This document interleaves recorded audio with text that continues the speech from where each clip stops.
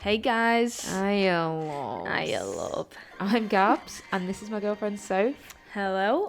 We are your hosts. Welcome to Queer Podcast, where we hear all things queer. We bring you the best of all the coming out stories, the good, the bad, the ugly, and the outright hilarious. This is the content that we wish we had during our closeted years. So stay tuned for our weekly episodes.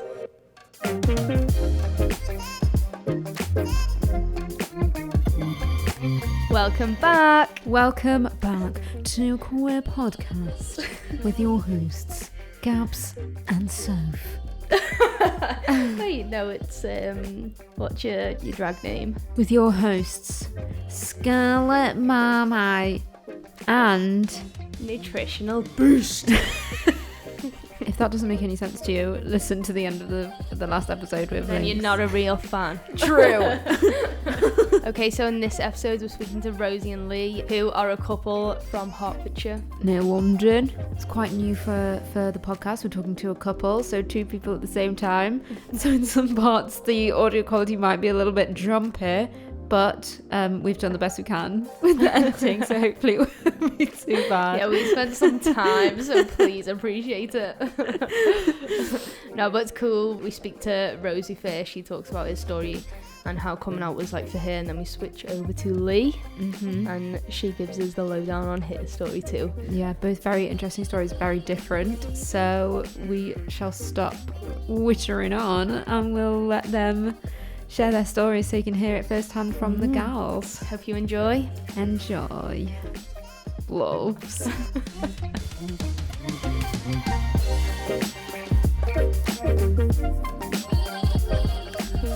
Hi to Rosie and Leigh. Hello. Welcome to the podcast. How are you gals doing?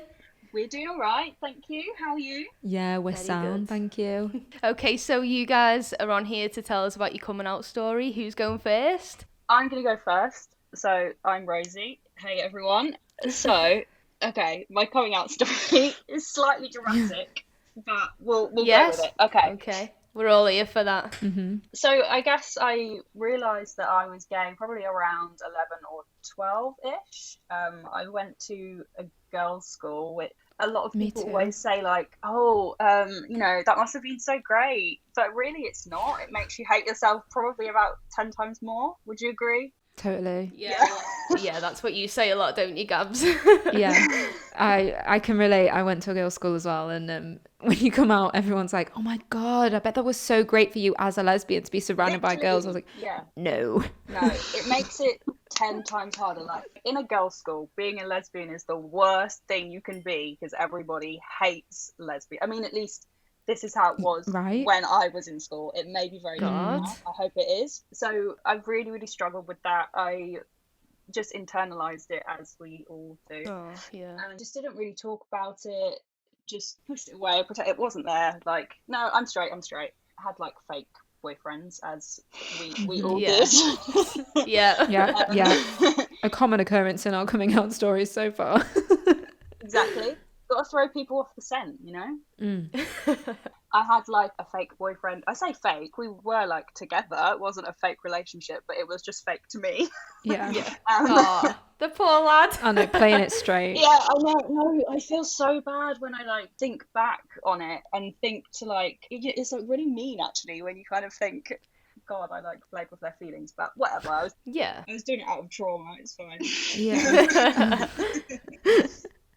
So yeah, kind of like tried to have a normal-ish teenage life, I guess. Went parties and kissed boys to try and pretend that I wasn't gay. Kissing the gay away. Exactly. I kind of like made a point of making sure people saw me do it as well. Yeah, and then it all kind of like, I guess, came to a head when we went on our like post-exam holiday to Cabos. Nice. Whoop whoop. Yeah, exactly. And as anybody who has been on one of those holidays will probably know, it gets pretty messy. There's a lot of exchanging of bodily fluids with strangers. Yeah. That is a way of putting it. Yeah, it basically got to like halfway through that week, and those holidays, at least they were like 10 years ago. Oh, you're old. Fucking old. Were we allowed to swear? Yeah. You can swear. Okay, good. Okay. Fucking brilliant. Okay, great. So yeah, we were like halfway through this holiday, and it was sexual, those holidays. Like, there's a lot of, Yeah. you know, dicks and fannies everywhere, and it's Yeah. all very like straight. God, yeah, we know that. Oh my god, did anyone watch Sex and what was it called? Sex and Suspicious Sex and Parents? Suspicious That's what I Parents. think of when I They think were of that filming that holiday. when I was there. No way. Yeah, Catch Rosie on BBC Two. Yeah. exactly. On the Carros episode. Yeah, that was the week where I was really like, okay, I need to stop pretending. I can't pretend anymore. Yeah. So that was when I basically sort of came out to myself, which I think is, or at least was for me, like the biggest part. As soon as I came Yeah, out to myself, totally. it felt so much easier. Yeah. And I was very lucky that in my friendship group, one of my closest friends came out as bi. So it made it Oh wow. a lot easier for me to then like, that kind of like paved the way for me. Yeah. Yeah. So massive thank you to Sean, who I'll make her listen to this. Big Big up up Sean. Sean. Oh God, we're becoming the same human. What the fuck? Sorry, carry on. So at first she came out as bi. She has since come out as a lesbian, which is fabulous. We love it. Get her on. Get her on. Yeah. Yeah, we'll get Sean on next. Yeah, so she came out as bi, which made it like a lot easier for me. So she was the first person who I came out to, and I was too scared to tell her to her face. So I texted her and then threw my phone across the Yeah. room and just tried to pretend that I didn't just say it to her. Yeah. But, you know, she was super sweet and lovely. And this all happened after I had left school. I didn't feel like I wanted to come out while I was in a girls' school. Yeah, waited till I left. And then kind of once you tell the first person, or at least this is what I found, once I told the first person, it just became like a lot easier. Yeah. I think the second person was, okay, there's a lot of alcohol involved in most of like my early coming out to people, as I'm sure you can imagine. It gives you the courage, doesn't it? Yeah. Yeah, Coming in a after a way. night out and like fucking hell, you go into uni the next day and everyone's like, oh my God, I just didn't know that you was a lesbian. What? How do you know that? How do you know that? You told us last night. Oh fuck. Yeah, literally. So yeah, I think the next few people who I came out to was kind of alcohol induced. And then it kind of felt like, right, now is the time I need to tell my family. I was kind of just starting to see someone. Didn't really want to tell them before there was someone to tell them I about, understand that. just as like a personal choice. So came out to my sister first. She like came up to my room and we were like talking about, I don't know what we were talking about. Taylor Swift. I think it may have been Taylor Swift. And she like sat on my bed. And I was like, this is the time, this is the moment. I was like, I need to tell you something, Lottie, but you're going to hate me. And she was like, oh my God, you've slept with my boyfriend. Oh my God. As if that was her first thought. God, what does she think of you? I was like, that was her first thought. I was Fucking like, hell. that is not quite this. Well, at least it probably made you feel more relaxed about the real news. Yeah, Like, oh my yeah. God, no. Oh, Yeah. do you know what? Yeah. However bad I thought it was going to be, she's going to be relieved Yeah. now that she knows it's not that. Yeah. Literally. Yeah. So I was like, no, this isn't that. And then I think I just kind of went, I'm gay, and then burst into tears. I just Oh. literally cried. And she was like, oh, is that it? Like, I don't care. And then I think like a couple of minutes later, she was like, oh, so like you actually do love Taylor Swift. Oh my God, she really meant that. She really meant that, yeah. And then after that, it just became so much easier. I think the hardest person was definitely my mum. Yeah. She was always the person who I was the most worried to tell. And I think she struggled with it at first, but now she just doesn't really care, Yeah. Yeah. which is great. I think it took her a while to like come round to the fact that I hadn't told her, and it took her a while to come round to the fact that, you know, she wasn't going to have an eldest daughter who has a husband. You know, Yeah. that whole like image that she had in her head was not going to be kind of a real thing. But once we got past that, it's fine. Yeah. I think that for a lot of parents, as soon as they know that they're pregnant, I know this just because this is how my mum and dad saw it, you know, they have this like pre-concepted idea of how their child's going to be. Yeah. They've got this image in their head of what their life's going to be like, and they're going to bring them up a certain way to be a certain person, and that's what they see. And when you tell them something different to what they imagine, Yeah. then they're like, oh my God, it's like the death of a certain personality and the birth of another, you know? Yeah. Yeah, literally. Yeah. The coming out story with my mum was very dramatic as well. Yeah, so we were on holiday and My sister was like, "You've got to go out and do it. Just go out and do it. Just do it now." And my mum like walked out onto the balcony. That's nice that she was supporting you for that. She was like egging you on. Like, Oh, I love the I way got you've done you. it on the balcony of this hotel and everything. It's all very like romanticized. It's very romantic. So she walks out onto the balcony. There's like stars in the sky and like Oh, You can just like hear a film. the music in the background, can't you? you can hear like the crashing of waves in the background. And yeah, I just remember being like, "Mum, I need to tell you something, but I don't know how to tell you." She was like, "Whatever it is, we can fix it." I was like, "No, you can't." No. Oh, Oh God. wrong approach here, Mum. Yeah, exactly. So then I just kind of said it, and she was just like, "Oh." And then we literally did not say another word about it for about 6 months. That's Wow. literally it. That was kind of hard to have her not really acknowledge it. But Yeah. yeah, after we kind of got through that, it's kind of great now. And I think once I had met Lee and everybody saw how serious I was about Lee, she's making throwing up faces. It was kind of easy. Like that's when it came out to my wider family. Before Lee, I didn't really see the point. Yeah. And now it's kind of now I just don't really care. Yeah. It's so funny. Yeah, like cool.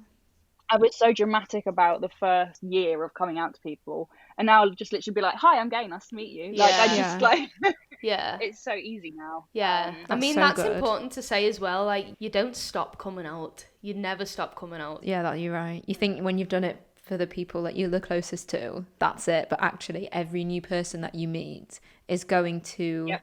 Every single new person. We live in a world where heterosexuality is assumed, and I think slowly we're coming out of that as a society. But still, you know, you go to a new workplace, you go to a new event or a party or a social event, whatever. People assume you're straight. So like, actually, I'm gay or and whatever. And yeah, you're right. It never ends, does it? It's nice that you're like confident with it now. That you're just like, yeah, I'm owning it. I'm gay. Oh and yeah. I'm gonna shout it from the rooftops. Like, I'm proud of who I am. Yeah, the only time where I'm not like that is I have like quite a corporate job. So Okay. I do struggle in the workplace. Like I'm actually in the process of leaving a job right now, but in the office, I would be quite reluctant depending on Yeah. maybe the hierarchy of someone, which is like a really twisted way of thinking, but you almost have to like second guess like, oh, if I come out to this person, is that going to affect my career? Is that going to change you know, how I might progress, which is like a really shitty thing to have to think completely. in 2021. But I think that's just kind of the way it is. And maybe that's like my own internal like, wow, this is like a fucking therapy session. Like, it might be my own kind of internalized, oh my god, everyone's gonna hate me as soon as I say I'm gay kind of thing, which is definitely / hopefully not the case.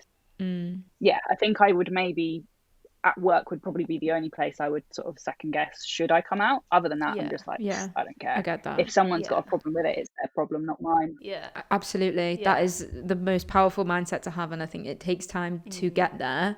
But once you have accepted that in yourself, It takes a fucking age. oh my god, yeah, like a long time for a lot of people. But once you've decided that, and it's all about, you know how you said you came out to yourself, and that was really probably the strongest moment. I think I can relate to that, and I'm sure most people will. But like you said, once you've accepted that in yourself, that it's another person's problem, not your own, that will take you so far in life. And So your last day of work then, are you going to go in with like a big banner on and balloons saying I am gay, own it? by the way, Some poppers. Oh, I mean them poppers that you pull, not like the ones you snip. I don't mean them, if anyone else is thinking I mean take poppers to work, I don't mean that. I mean like the party popper. I'm just gonna get absolutely off my face on poppers on the last day. Yeah. I'm very lucky that my like immediate team, they all know and literally don't care, because that's just come out of them being like, oh, so do you have a boyfriend? And I'm like, no, I have a girlfriend, because the question is, do you have a boyfriend? Oh yeah. Or they say, do you have a partner? And then you go, yeah. Oh, what's his name? Oh my god.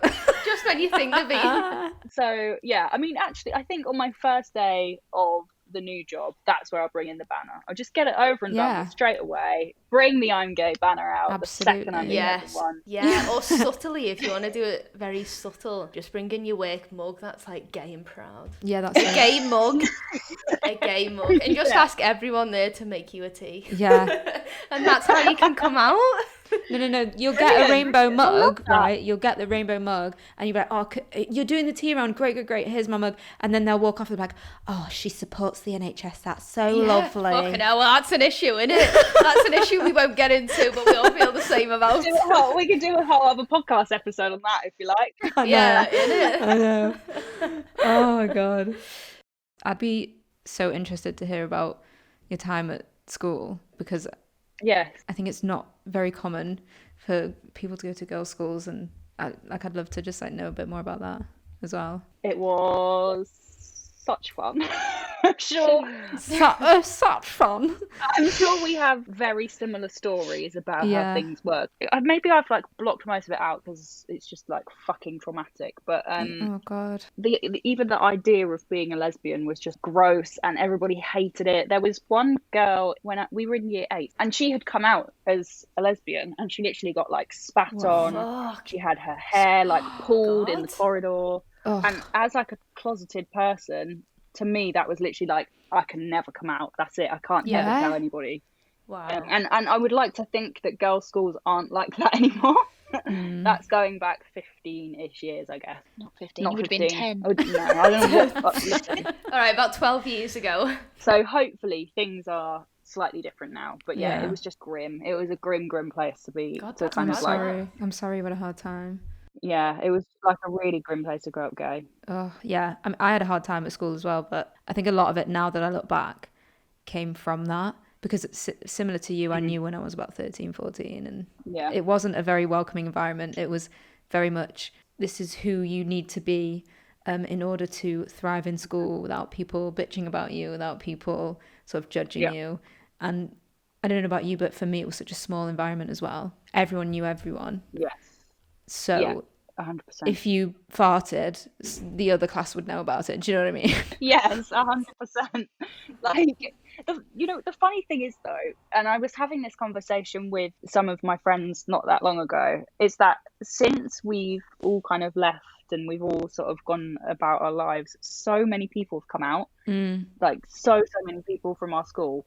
I mean, even in my little group of 6 friends, 3 of us have come out since leaving school. Yeah. So that's half. Like, I mean, and if that's the same in loads of other friendship groups as well, then Yeah. it either shows like, oh, how great is it that, you know, being gay is more accepted now and none of us really care about talking about it, or does it show like girls' schools are so toxic that people wait until they leave? I think schools in general, being in school, it is a hard time to come out. I mean, you're only just accepting it yourself, plus you're surrounded by people that are kids that are so judgmental. Yeah, that's how. Without even meaning to be know. so mean about things, or realizing the impact of what they're saying, or how they're acting. The effect that it's going to have on people that are in the closet. It's just a hard time to come out. I feel like going to school is just so hard anyway. Like, even if you weren't gay, even if you had nothing about you that stood out from everybody else, you're still going to get judged on something, right? Totally. There's going to be someone will find something to. Yeah. Kids are nasty Yes. bastards, I mean, aren't they? yeah. Other than being quote normal, Yeah. it's frowned upon, Yeah. and you get the piss taken out of you, don't you, for being anything other than Yeah. how you're meant to be. Yeah. So I think, like, even if you fit in like a jigsaw, someone's gonna find something to make you feel shit about yourself anyway. Yeah. So You know, fit may in as way well just too do good you, in that really. jigsaw. Yeah. Yeah. That's the thing. Yeah. Yeah. It's hard enough going to school and sort of figuring yourself out if you've had an empowering realization about who you are, whatever that might be. Absolutely own it, and you might get a hard time, but I think now people are a lot more open-minded about things. And if teachers and older kids and parents and anyone influential in a child's life can put that into their heads, I feel like an environment such as school will be much healthier for kids that aren't that jigsaw piece. Yeah. And that's going to be a really, really powerful thing for a child, I think. Yeah, I love that our generation are now becoming the teachers. That's Yes. the It's so one, weird yes. that we have like peers who are teachers now. It's so crazy. Yeah. But it's kind of nice in a way that people with the kind of more liberal, modern outlook on things are going to be the people who will be in those positions and will be able to be role models for kids. That's it, yeah. So Rosie, for all the kids that are going through this now or are in a similar position to what you went through, what would you say to them? Like, what advice would you give? Even giving advice to your pre-closeted self? Yeah, I think the best advice is to just come out when you're ready, come out when you're safe. Don't come out if it's going to put you in any difficult situation. Wait until you're completely comfortable with it. Yeah, just like don't rush it, because teenage life is just shit anyway. And it all gets better after you leave school. So it does all get better. It does. It does. It's so cheesy, isn't it? Like, oh, it all gets better, but it does. Like, it genuinely does. You leave school, you leave all of that pressure, all of that influence. You just become so much, or at least I just became so much more comfortable with myself. So that's really nice to hear. Yeah, just like don't rush it. Just figure it out slowly. Only come out when you're ready. Come out when you're safe. Yeah. Kids, you heard it here from Rosie. Okay, Rosie, so you're passing on to your girlfriend Leigh. Hello. Hi. So you're also telling your coming out story, and we're waiting to hear that. Where does it start? Okay, right. So my coming out story starts very randomly. Honestly, I have no idea how this came about, but I was sitting in the bath. I vividly remember sitting in the bath, not splish splashing about because I wasn't that young. I was probably about 12 or 13. And then I just went, am I gay?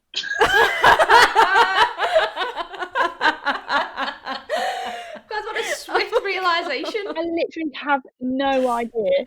That's it. The end. No, I'm joking. So I just knew that was it. So what would you say to kids going through your story?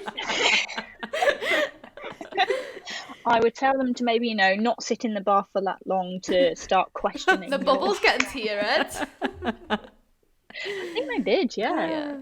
So I was in the bath and I just questioned myself, said, am I gay? And then I went, no, I'm not gay. I'm not one of those people. That's not me. No, I don't want to be that. Mm-hmm.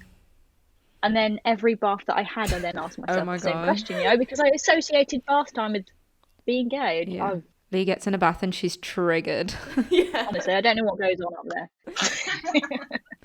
So I kind of internalized that for 5 years. Wow. And didn't have, as Rosie had all these boyfriends, inverted commas, just to, throw the scent off. I played football from when I was younger all the way up until I was 18 and left school. Mm-hmm. So that already came with, oh, she plays football, she's played it for so long, she's gay, she's got to be gay. Yeah. And I was forever being like, no, I'm not, stop it. No. So then I never really, I kind of did, when you have a friend, a best friend, and you're like, oh yeah, best friend, yes. Yeah. The designated straight best friend, yep. So I had one of those, but then I was still like, no, not gay. I like boys. And then I moved away for work. I moved to Kent, and then I was like, you know what? Nobody knows me. I'm going to try this version of me. Yeah. I like girls. Yeah. And then I got my first girlfriend. Oh. Fab, whirlwind, Nah. No. Rosie's like, nah, not the one. Nah. Don't want to talk about it. So because I was living away from home, my parents didn't know, and you'd always get the texts and the phone calls being like, so have you got yourself a nice boyfriend? Yawn. And then I didn't have the guts to say no, but I have a girlfriend. So I was just kind of like, no, there's nobody that tickles my fancy here. I don't want to shit where you eat, la-di-da. Yeah. And then it came to Christmas time, and family got time. sent home. Yeah. Right. And I worked for Kingswood, and they shut down during Christmas, so I came home. And my girlfriend at the time, for a Christmas present, she bought a hotel near where I live because she wanted to see my hometown. See your hometown? I think she wanted to see something else.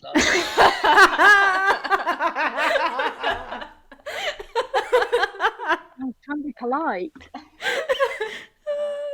There's no need trying to be polite when Rosie said that she was exchanging all kinds of bodily fluids at the beginning of the episode. Like, we passed that. We've so crossed that line. We've passed that.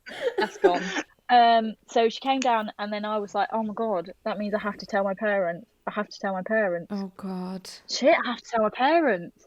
So then I kind of resented her for making me make that decision because she was always trying to push me to tell my parents because she wanted me to be out. I was like, no, I'm not ready. So then I came home and had Christmas Day, had Boxing Day, and then she went to the hotel on the 27th.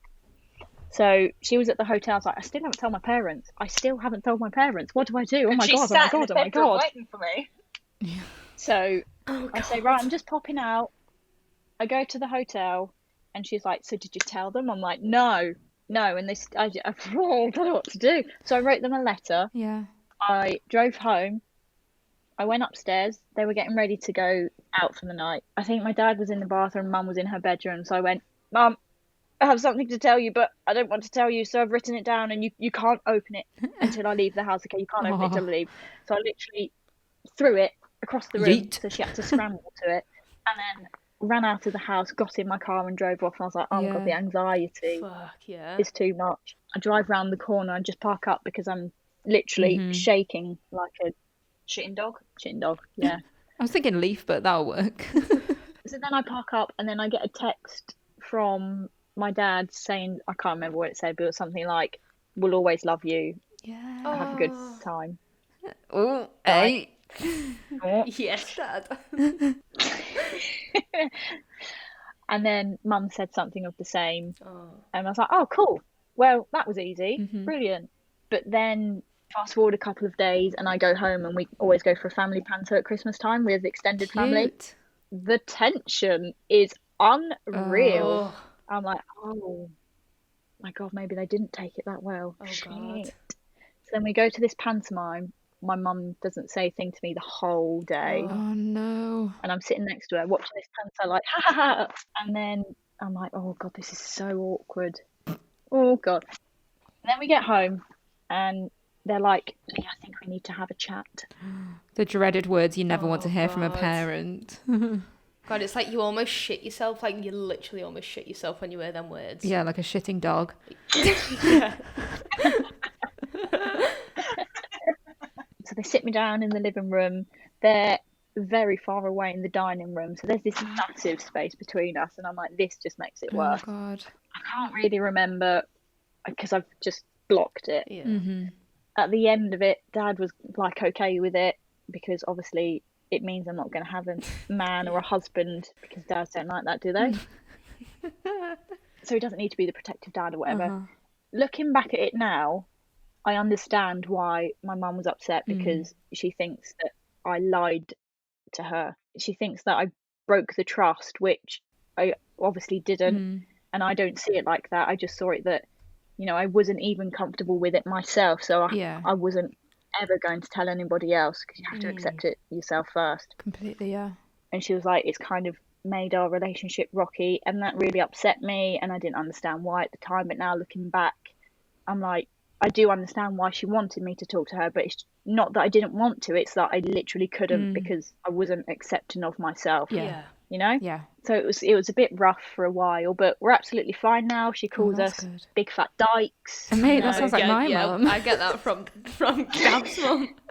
We walk in and she's like, "You're right, you big fat dyke." Yeah, we get It's that. nice that she jokes though, because I don't know about you, but to me it felt like the joke is comfort and acceptance, and it means it's like their sort of language of saying welcome. That's how it feels for me anyway. Yeah, I get welcomed in with Sophie Lezer because there's another Sophie that she knows, so I'm called Sophie Lezer. Sophie L. Brilliant. Yeah, so that's all fine now. Brilliant relationship with my mum. All of the family know, all of the family love you. Nice. But when Rosie said that it gets easier with every person, I don't really feel like that. I feel like it gets harder because not that it's harder to come out, it's just frustrating because you're still having to come out like 7 years on. So it's not that it's hard, it's just that I shouldn't have to be doing this every single time. But then there's the worry of like, oh, are they going to treat me differently? Is it against their beliefs? That's it. Yeah. Am I not going to be safe? But It's Yeah. awful that we have to worry about our safety. That's so fucked. yeah, definitely. Yeah, God. Absolutely. Yeah. I mean, I work in like a very male-dominated job, literally on sites when there's not one single female, and they ask like, "Oh yeah, so have you got a boyfriend?" Stuff like that. And I'm literally scared to say, "Oh no, actually I've got a girlfriend," or "Actually I'm gay," because these are big men on a building site. I'm thinking, fucking hell, what if they do find it so disgusting, or if they're horrible, or if something goes around and they're all talking about it. It is scary. It's nerve-wracking, Yeah. isn't it? So don't want to on that. But yeah, It is, you have always got to come out, haven't you? Yeah. Always. It never stops. I don't think it ever will stop, will it? Yeah. Nope. So Lee, did you have like the conversation with your mum and explain? I know the way she felt betrayed. Did you have that conversation, and did you tell her what you wanted her to hear? I don't think we have ever had that conversation. I think the closest we got to it was when we went on holiday to Prague, and then That's a lot of alcohol. Yeah. Oh, more fluids. I've never said to her the reason why I didn't tell you was because I wasn't accepting of myself. But I think she understands it more now because she hears of the stories that we have to go through if we go into London for the day. Yeah. No, but when the Black Lives Matter protests were going on, and you're hearing all these stories about how black people were being treated, and then we were just having a conversation at dinner table, and she's like, "But you two don't get treated like that, do you?" And we were like, "Yeah, like it's normal for us. We know how to deal with people who don't accept us or who are kind of intimidating, or you're just walking down the street and you're holding hands, and then this man walks past and is like, 'Oh, it's sexy, want a threesome? Ooh, give us a snog.'" Like, how is that acceptable? But it's just that kind of, I don't know what we're trying to say. It sucks that like we're expecting that. Yeah. Yeah. By all means, not everyone is like that. Not every guy is like that. But the few that behave like that have set sort of a bar. When we are out in public places, especially when we're holding hands with our girlfriends, unfortunately, they've set that sort of bar that anyone could potentially behave like that towards us, and it's scary. But you do have to have your wits about you, don't you? Yeah. Anyway, go on. What happened? And you tell us a story with her. Okay. So we've never had the conversation of why I didn't tell her, but I think she has put puzzle pieces together and has realised why I didn't tell her, if you know what I mean. Yeah. Yeah. I think it's easy often when people don't react in a what would feel like an opening, accepting, comforting way straight away. It's easy to jump to the conclusion that they don't like you, that they hate you, that they see you differently. And I think a lot of that stems from the way we feel about ourselves. But I think it's important, especially listening to your story as well.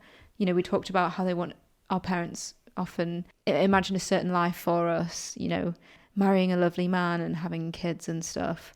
I think for a lot of times, the reason they want that is for our best interests at heart. And I know with my mum, when I came out, she was mainly worried about how I would get treated.